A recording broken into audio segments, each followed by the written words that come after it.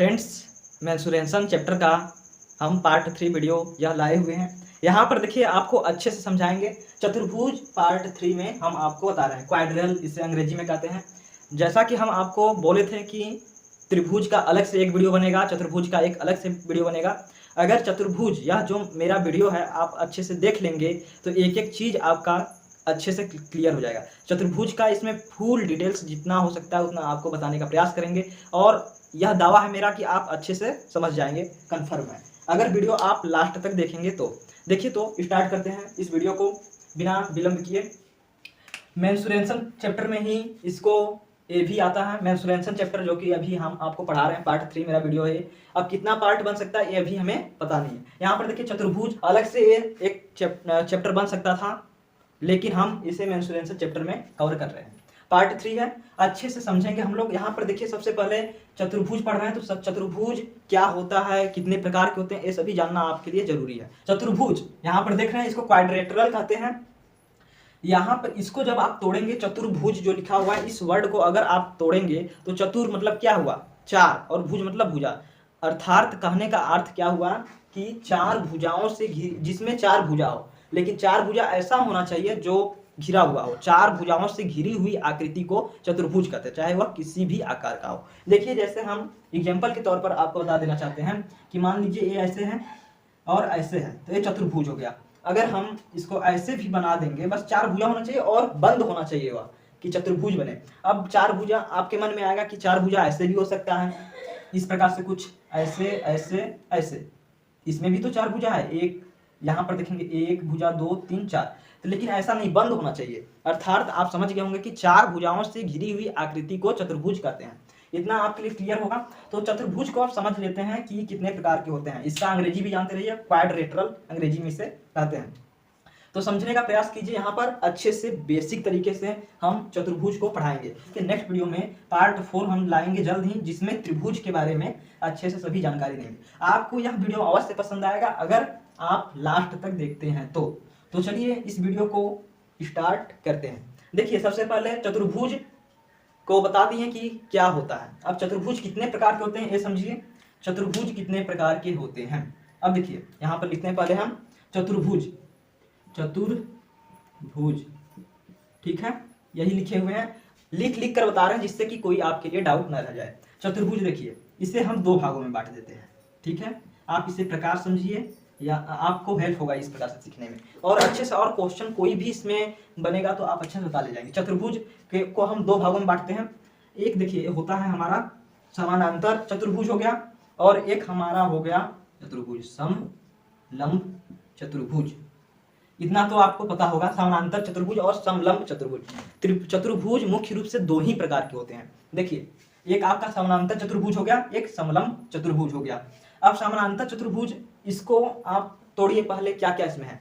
समानांतर मतलब कि जो समांतर हो, चतुर्भुज ऐसा हो जो समानांतर। जैसे मान लीजिए एक रेखा है और एक दूसरा रेखा है, तो इसको आप ले रहे हैं, तो मान लीजिए जैसे एक 6 सेंटीमीटर है, समझाने का प्रयास कर रहे हैं, समझिए 6 सेंटीमीटर है, तो यहाँ भी इसका लंबाई जो होगा 6 सेंटीमीटर होगा। ये कभी अपने आप को नहीं काटेगा, इतना बड़ा भी जाएगा ये रेखा तो भी 6 सेंटीमीटर 6 सेंटीमीटर, समझने का प्रयास कीजिएगा। ऐसे ही रहेगा 6 सेंटीमीटर, यहाँ पर भी मतलब नापेंगे तो हमेशा 6 ही सेंटीमीटर आएगा।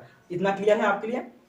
तो इसको समझिए पहले कि समानांतर, समझ गए कि समान अंतर हो उसमें, मतलब ऐसे नहीं हो सकता। देखिए इस प्रकार से नहीं, ऐसे रहेगा तो गड़बड़ है, और ऐसे काटा तो और गड़बड़ है, तिर्यक। अब ये देखिए एक समय जाकर ऐसे काट देगा, तो समांतर समझ गए, समांतर किसे कहते हैं। तो समांतर चतुर्भुज वही पैरेलल होना चाहिए, इतना आपको क्लियर होता होगा।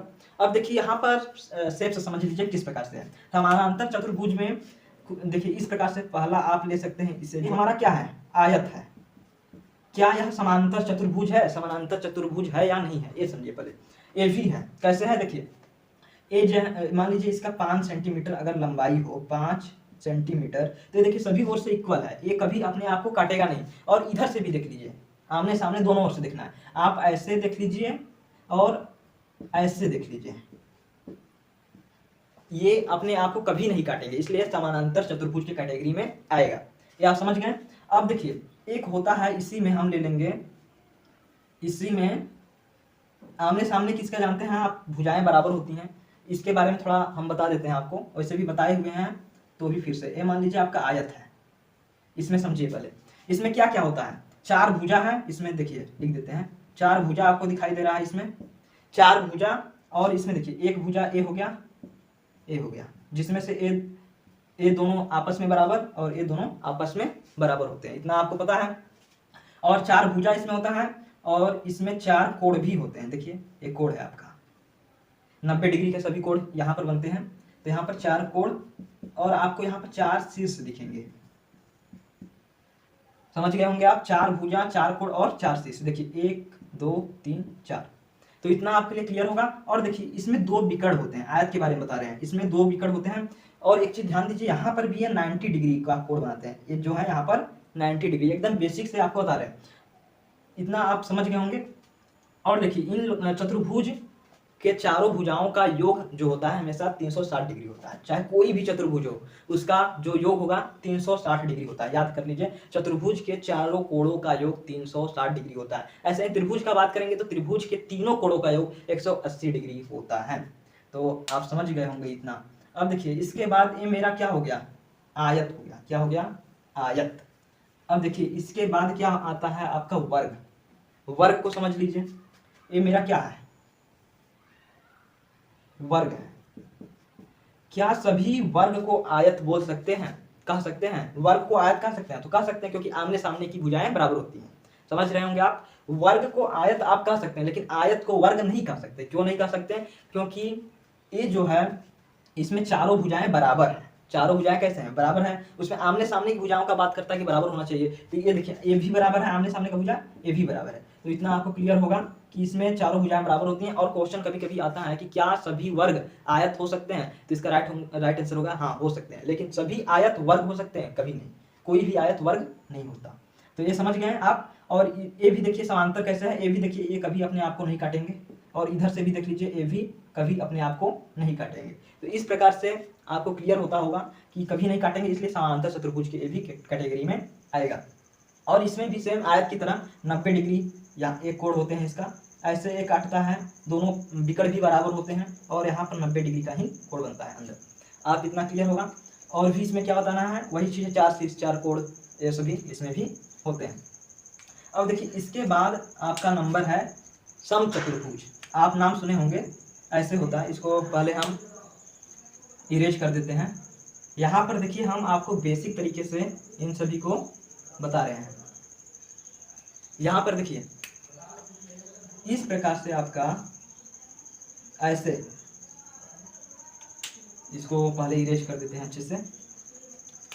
वर्ग, ये आपका वर्ग है, पहले समझिए ये आपका वर्ग है। अगर हम इस भुजा और इस भुजा को इसको खींचते हैं तो क्या होगा, इस प्रकार से कुछ आकृति बनेगा। ये टेढ़ा बन जा रहा है, इसको मान लीजिए ये इस प्रकार से कुछ इसी प्रकार से बनेगा। मतलब कि ये दोनों जो है ये इक्वल है और ये भी इक्वल है, मतलब चारों भुजाएं इसमें भी इक्वल है। इसे भी समचतुर्भुज कहेंगे। इसे क्या कहेंगे, समचतुर्भुज। समचतुर्भुज इसे हम लोग कहेंगे। इसमें भी देखिए इसमें क्या है कि ये सभी जो कोण हैं ये 90 डिग्री के नहीं होते हैं, मतलब कि हमेशा टेढ़ा होते हैं। और यहाँ पर भी देखिए इसमें जो है यहाँ पर 90 डिग्री के कोण बनते हैं। लेकिन आप यहाँ पर देखेंगे कि इसमें जो विकर्ण होते हैं, एक विकर्ण इसमें छोटा होता है, एक विकर्ण इसमें बड़ा होता है। तो इस प्रकार से इसे समझिए समचतुर्भुज। इसमें देखिए ये समांतर कैसे है, ये देखिए सम मतलब बराबर हुआ, मतलब समांतर हुआ। ये देखिए इस प्रकार से ये भी अपने आप को कभी नहीं काटेंगे, इस प्रकार से जाते जाएंगे। तो ये समांतर चतुर्भुज के ये भी कैटेगरी में आएगा। ये समझ गए होंगे आप। अब इसके बाद देखिए क्या होता है, इसके बाद आपका एक समांतर चतुर्भुज, ये जो नाम है यहाँ पर समानांतर, इसी के नाम से एक चतुर्भुज भी है। क्या चतुर्भुज है, देखिए इस प्रकार से कुछ उसका बनता है, आयत की आकृति का है, लेकिन इसमें भी इस आकृति का। यहाँ पर देखिए इसमें भी एक विकर्ण छोटा और एक विकर्ण बड़ा होता है। आप मान लीजिए इसको पकड़िए और इसको पकड़ के खींचेंगे तो ये जो ये पर्सन है छोटा होता जाएगा और यह विकर्ण इसका बड़ा होता जाएगा। तो ये भी है, इसमें भी ये 90 डिग्री का कोण बनता है। इसके अंदर 90 डिग्री का कोण और ये अलग अलग डिग्री के कोण होते हैं। ये दोनों देखिए ये दोनों इक्वल होंगे और ये दोनों कोण इक्वल होते हैं इसके। समझ गए। इस प्रकार से है समचतुर्भुज में भी इसी प्रकार से है कि दो बस आमने सामने की जो कोण है वो बराबर होंगे, और इसमें भी आमने सामने के। ये भी समांतर चतुर्भुज है, क्योंकि इसको बढ़ाते जाइए, ये अपने आप को कभी भी नहीं काटेंगे। तो इतना क्लियर हो गया होगा आपके लिए। तो इसको एक बार में हम समझ लेते हैं पहले क्या क्या है। यहाँ पर एक बार में हम समझते हैं कौन कौन सा शेप हम आपको बताएं, एक बार में आप देख लीजिए उसको। इसके बाद हम आपको फार्मूला भी कुछ बताएंगे। देखिए दो ही चतुर्भुज होते हैं, एक समलम चतुर्भुज, एक समांतर चतुर्भुज। समलम चतुर्भुज को छोड़ेंगे तो सभी समांतर चतुर्भुज की कैटेगरी में आपको देखने के लिए मिलेगा। देखिए इसमें क्या क्या हम लोग देखें, ये हम लोग का वर्ग हो गया और ये हो गया आयत, और ये देखिए इसको हम टेढ़ा बनाएंगे तो समझ में आएगा। इस प्रकार से समझ जाइए, मतलब कि ये चारों बराबर है, इसे सम चतुर्भुज कहते हैं। एक बार देख लीजिए आप, सम चतुर्भुज इसे कहा जाएगा। और देखिए फिर ऐसे ही एक बना देते हैं, ये हम लोग का क्या है, समांतर। इसी के नाम से इस चतुर्भुज का नाम है समांतर चतुर्भुज, समांतर चतुर्भुज। इतना आपको क्लियर होगा, ये सब हम बता दिए आपको। अब देखिए इसके बाद समलम चतुर्भुज क्या होता है। देखिए समलम चतुर्भुज में आपको दो भुजाएं बराबर देखने को मिलेगी, आमने सामने की भुजाएं नहीं, बस दो भुजाएं, कोई भी दो भुजाएं हो सकती है, एक लेकिन छोटा रहेगा एक बड़ा, लेकिन वो बस एक ही समांतर रहेगा, इसमें एक ही समांतर भुजा रहेगा। देखिए इस प्रकार से आप देखे होंगे। देखिए ये तो समांतर तो है, पैरेलल है, लेकिन बड़ा और छोटा है। इस प्रकार से ये समलम चतुर्भुज है, किसी भी प्रकार से बनाए जा सकते हैं। और ये देखिए ये भी अलग अलग होते हैं, ये इक्वल आपस में नहीं होते। देखिए एक बार जाएगा तो ये कट जाएगा, तो इस कैटेगरी में समलम चतुर्भुज का कैटेगरी ए। इतना आपको अच्छे से क्लियर होगा, ये समलम चतुर्भुज है। इसका फार्मूला भी हम आपको बताएंगे, पहले आप और भी चीज इसमें समझने का प्रयास कीजिए। यहाँ पर आप देख रहे हैं समांतर चतुर्भुज में वर्ग, आयत, समचतुर्भुज और चतुर्भुज ये सभी है। तो अब आपको यह क्लियर करना होगा कि समांतर चतुर्भुज और समचतुर्भुज में क्या अंतर है। देखिए यहाँ पर हम इसको क्लियर कर दे रहे हैं। यहाँ पर देखिए, यहाँ पर हम लिखते हैं पहले समानांतर चतुर्भुज और समचतुर्भुज। समचतुर्भुज समझ रहे होंगे, समानांतर चतुर्भुज बोले हैं तो इससे आपको क्लियर होगा। और ये समानांतर चतुर्भुज है। अब इन दोनों में अंतर देखिए क्या है, समांतर और सम चतुर्भुज मतलब कि इसमें है कि सभी भुजाएं बराबर हो। सम मतलब क्या होता है, बराबर, चतुर्भुज मतलब भुजा, मतलब जिसकी चारों भुजाएं बराबर हो उसे सम चतुर्भुज कहते हैं। और समांतर चतुर्भुज किसे कहेंगे, जिसका सभी भुजाएं एक दूसरे आमने सामने की भुजाओं के समांतर हो। समझ रहे होंगे आप। जैसे इसमें देखिए समांतर चतुर्भुज में इस जितना भी आपको हम बताएं समांतर चतुर्भुज में आएंगे। सम चतुर्भुज में क्या क्या आएगा, ये देखिए सम चतुर्भुज में आपको देखने के लिए मिलेगा मात्र दो ठो शेप, एक आपका वर्ग हो गया, ठीक, इसको मान लीजिए सभी भुजाएं बराबर हैं, और एक आपका इस प्रकार से आपको कोई नहीं बताएगा, इसलिए इस वीडियो को आप देखिए और समझने का प्रयास कीजिए। ये मान लीजिए भुजाएं बराबर है, ये दो ठो जो है आपका सम चतुर्भुज, इसका नाम तो सम चतुर्भुज है, लेकिन इस कैटेगरी में ये दोनों आपको देखने के लिए मिलेंगे। इसका नाम वर्ग रखा गया है और इसका नाम तो सम चतुर्भुज ही रखा गया है, ये आपको क्लियर होगा। और समानांतर चतुर्भुज में आपको सभी जितने ये बताए हम यहाँ पर देखिए, आप देख रहे हैं यहाँ पर फिर से हम लिख देते हैं, आयत आपका है, वर्ग है, और ये आपका सम चतुर्भुज और आपका समानांतर चतुर्भुज, मतलब सभी इसमें आपको देखने के लिए मिलेगा। तो ये सभी है, तो इतना आपको अच्छे से डाउट क्लियर होगा। समलम चतुर्भुज में देखिए ये चीज है, आप समझ गए होंगे। अब इसका फार्मूला देख लीजिए किस प्रकार से है, उसके बाद इस वीडियो को यहीं पर समाप्त करें। देखिए एक ही बार में सभी सूत्र को लिखकर अच्छे से समझा दे रहे हैं, जिससे कि आप आसानी से याद कर पाएंगे इसे।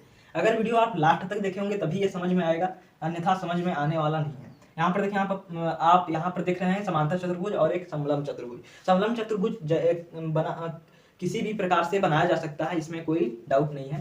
तो देखिए यहाँ पर फर्स्ट, सेकेंड, इसे हम थर्ड में कॉल करेंगे, फोर्थ, और इसे स्क्रीनशॉट लेना होगा तो ले सकते हैं। क्या होगा, पहले देखिए समांतर चतुर्भुज में वर्ग भी एक समांतर चतुर्भुज है, जैसा कि हम आपको बताएं कि पैरेलल लाइन है, सभी ओर से एक पैरेलल लाइन का मतलब भी आप जानते हैं, जो एक दूसरे को आपस में न काटे। तो यहाँ पर देखिए वर्ग का परिमाप बहुत बार 3 पार्ट बनाए, तीनों पार्ट में वर्ग और आयत के बारे में बताए हैं। तो आपको इतना अच्छे से क्लियर हो गया होगा कि परिमाप क्या होता है। मान लीजिए इसे ए मानते हैं, ए मानते हैं, ए मानते हैं, ए मानते हैं, तो इसको जोड़ दीजिए तो 4a हो जाएगा। इसको जोड़ेंगे तो 1 2 3 4 4a हो गया। इसको एक ही जगह पर कोई भुजा 5 मीटर जिस प्रकार से रखा रहेगा उस प्रकार से आप सॉल्व करेंगे।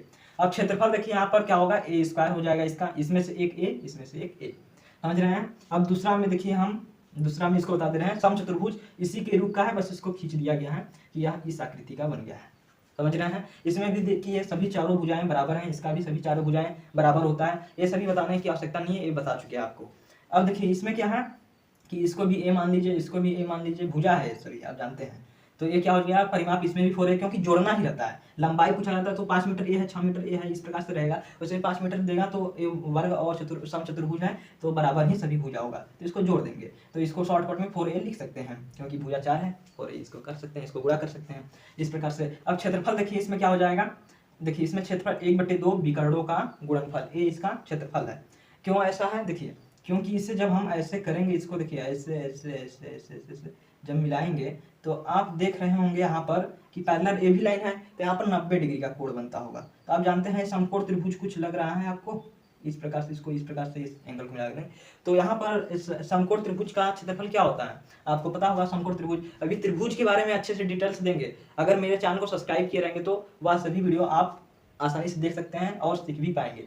चैनल को ज्वाइन करने से आपको लाभ ही लाभ होगा, हानि कुछ भी नहीं होगा। यहाँ पर देखिए 90 डिग्री का एक कोण हुआ, तो समकोण त्रिभुज का क्षेत्रफल आप जानते क्या होता है, 1/2 आधार गुणे ऊंचाई होता है। तो वही 1/2 यहाँ पर आया हुआ है समचतुर्भुज में। और देखिए यहाँ पर 2 विकर्ण है, ऐसे ये कितना विकर्ण है, 2 विकर्ण, इसलिए ये दोनों विकर्ण का क्या करना है, गुणनफल कर देना है। आप समझ रहे होंगे, दोनों विकर्ण का गुणनफल, मतलब इसे आप मान लीजिए कि ये विकर्ण आपका 2 सेंटीमीटर और ये आपका 3 सेंटीमीटर, बराबर नहीं होते हैं। जिसको खींचेंगे वो लंबा होता जाएगा और दूसरा वाला छोटा होता जाएगा, मतलब कि ये 3 हो जाएगा तो ये 2 ही रहेगा, मान लीजिए एक तरफ से माना। तो इस प्रकार से इसको जितना खींचेंगे एक छोटा होगा, एक बड़ा विकर्ण हो जाएगा। तो सूत्र लगाएंगे इस पर, क्या हो जाएगा, तो क्षेत्रफल इसका निकालना है। तो देखिए 1/2 हो जाएगा, विकर्णों का गुणनफल दिया है, विकर्णों का गुणनफल। तो यहाँ पर गुणनफल इसका विकर्णों का कर लेंगे, तो क्या हो जाएगा, विकर्णों का गुणनफल करेंगे, मतलब कि 3 × 2 कर देंगे, 3 दूना कितना हुआ, 6 हुआ, 1/2, ये भी गुणा में है, 2 × 2 3, मतलब 3 इसको मीटर माने रहेंगे तो मीटर आपका स्क्वायर क्षेत्रफल हो जाएगा। इस प्रकार से इसका आप आसानी से निकाल सकते हैं, आप समझ रहे होंगे। अब देखिए, अब आयत का नंबर आया, आयत देखिए, इस ये सभी बताने की आवश्यकता नहीं है, आप पढ़े होंगे और हम भी इसमें बताए हुए हैं इस वीडियो में। परिमाप क्या है, अगर आप वीडियो मेरा नहीं देखे होंगे तो जाकर देखिए, अच्छे से क्लियर होगा। 2l + b हो जाएगा। कैसे होगा ये आपको पता है, इसको मान लीजिए लंबाई ए है, ये आपका चौड़ाई है, ए भी, तब यहाँ पर ये भी लंबाई, इस प्रकार से हो जाएगा। सभी को जोड़ेंगे 2l 2b आएगा और कॉमन लेंगे तो हो जाएगा, समझ रहे हैं आप। क्षेत्रफल उसी प्रकार से, एक इसमें से l और इसमें से गुणे b हो गया। इतना अच्छे से आपका क्लियर हो गया होगा। अब देखिए समांतर चतुर्भुज, सभी इन सभी जो चारों चतुर्भुज है सभी का नाम समांतर चतुर्भुज रखा गया है, लेकिन उसमें से एक समांतर चतुर्भुज सेपरेट नाम दे दिया गया है। आप समझ रहे होंगे, ये सभी आपको पता होगा। अब देखिए यहाँ पर क्या है, परिमाप इसका वही रहेगा 2l + b, क्योंकि ये भी तो आयत की आकृति का है। इसमें 90 डिग्री का कोण बनता है, इसमें 90 डिग्री का कोण नहीं बनता, आप समझ रहे होंगे। तो इसलिए इसमें अंतर है समांतर चतुर्भुज में, इसका भी पैरेलल लाइन है, इसका भी पैरेलल लाइन है। तो क्षेत्रफल लंबाई गुणे ऊंचाई, यहाँ पर ए नहीं रहेगा, यहाँ पर थोड़ा मिस्टेक हो गया है, आप यहाँ पर देख रहे होंगे। यहाँ पर देखिए h और h दिया हुआ है तो लंबाई यहाँ पर रहेगा ही नहीं, यहाँ पर रहेगा, आप जानते हैं बेस। बेस का मतलब आप जानते होंगे क्या होता है, यहाँ पर बेस का मतलब होता है आधार। तो b × h होगा, कैसे होगा ये भी समझिए आप, जब सवाल लगाएंगे तो आपको अच्छे से क्लियर होगा। तो इसलिए हमारे चैनल को सब्सक्राइब कर सकते हैं। देखिए यहाँ पर ए आपका हाइट हो गया, इस प्रकार से ऐसे बना हुआ है, तो ए आपका देखिए इस प्रकार से हाइट हो गया, और ए आपका लंबाई देखिए ए एल है, ए भी बी है, बी है, यहाँ पर ए एल है। इतना आपके लिए क्लियर होगा। और देखिए यहाँ पर ऐसे जब इसको खींचेंगे तो यहाँ पर हाइट इसका पता चल जाएगा h, तो बेस गुणे हाइट होता है इसका आधार गुणे ऊंचाई। और देखिए ये आपका 90 डिग्री का कोण बना, और ये इतना मात्र लिया जाता है। क्वेश्चन जब आएगा तो आप उसमें अच्छे से समझ पाएंगे, जब क्वेश्चन आपको करवाएंगे। तो यहाँ पर देखिए, यहाँ पर ये आपका आधार हो गया, मतलब ये बेस हो गया, बी एस ऐसे इस प्रकार से। तो क्षेत्रफल देखिए किस प्रकार से, आधार गुणे ऊंचाई होता है, तो इसमें कोई डाउट नहीं रहेगा। यहाँ पर लंबाई गुणे चौड़ाई ऊंचाई ये सभी नहीं करेंगे, यहाँ पर इस प्रकार से इसको बना लेंगे, तो यहाँ पर देखेंगे हाइट आपको पता चल जाएगा, उस प्रकार से आप आसानी से निकाल सकते हैं। तो ये आपके लिए क्लियर हो गया होगा समांतर चतुर्भुज। अच्छे से नहीं क्लियर होगा तो हम अभी लाएंगे वीडियो, सभी क्वेश्चंस कवर करेंगे, एक एक पहले स्टेप को लेकर, उससे संबंधित जितने भी क्वेश्चन बन पाएंगे उतना हम आपको अच्छे से क्लियर करवाएंगे। इसलिए हमारे चैनल को सब्सक्राइब किए रहेंगे तो ज़्यादा बेटर रहेगा। यहाँ पर देखिए 5वां समलंब चतुर्भुज, सबसे अंतिम चतुर्भुज जो है किसी भी आकार का हो सकता है, इसका क्षेत्रफल यही लगाएंगे। और परिमाप में क्या करना है, बस जोड़ना है, लंबाई आप कितनों भी दिया रहे सभी को जोड़ दीजिए, हो जाएगा। सभी में यही करना है, परिमाप के लिए टेंशन नहीं है, क्षेत्रफल मात्र निकालना है। क्षेत्रफल देखिए यहाँ पर इसका क्या है, 1/2, फिर यहाँ पर हो गया आपका a + b × h। देखिए किस प्रकार से है, यहाँ पर देखिए ये आप एक चीज समझ गए होंगे, ये क्या है पता है, ये 2D फिगर है, 2D। अभी 2D का हम लोग जिक्र कर रहे हैं, अभी 2D पर सवाल लगाएंगे, समझ रहे हैं। पहले 2D और 3D अच्छे से समाप्त हो जाएगा तभी सवाल लगाएंगे, ऐसे नहीं। तो ये 2D अभी देखिए चल रहा है, और त्रिभुज के बारे में भी जो बताएंगे वो भी 2D रहेगा। तो आप इतना समझ रहे हैं। तो आप देखिए यहाँ पर क्या है कि ये आपका हाइट हो गया, तो 1/2 ए प्लस बी, यहाँ पर ए प्लस बी क्या है, देखिए यहाँ पर आप देख रहे हैं 2 ठो पैरेलल लाइन है, समांतर तो है लेकिन एक छोटा है एक बड़ा है।